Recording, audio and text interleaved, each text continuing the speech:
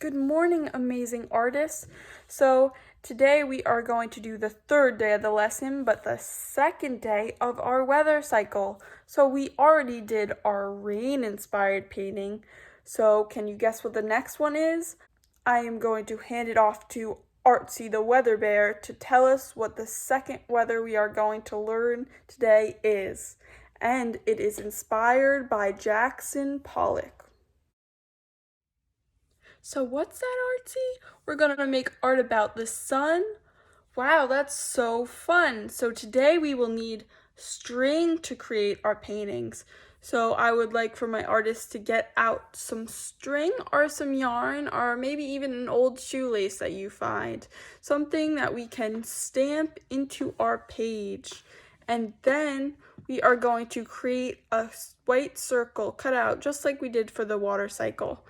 So now let's get started with our painting. So now I have all my supplies out. I have my paper and I am creating a big circle in the center of the page. This is going to be the center of our sun. And this is the only time that we may even need a paintbrush to do a little bit of painting. I am just painting in the circle with a bright warm color, yellow, and some orange. It's up to you with how you want to paint it. If you want to paint a little red in there for the center of your sun. Then I am taking my yarn. I am actually going to slide it around in my paint. You may have different paints where you can just squish in your yarn that you can take out. And then we are going to press it against the page, stretched out like a ray off the sun. So these are going to be the sun's rays.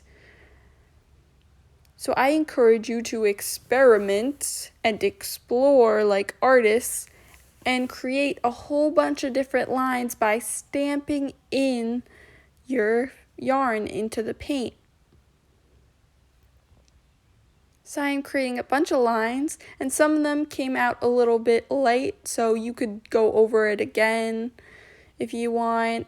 Some of them were squiggly because I bended the yarn in different shapes. So you could have a bunch of squiggly lines or straight lines. You can have a bunch of different color lines if you want. How does your sun look?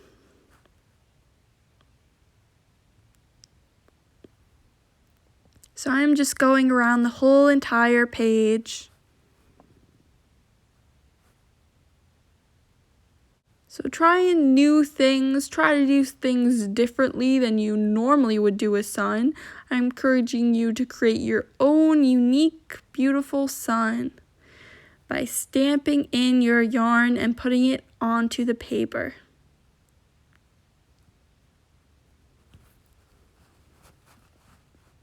So once I felt like I had enough of the stripes for the sun's rays, I completed my art and finished.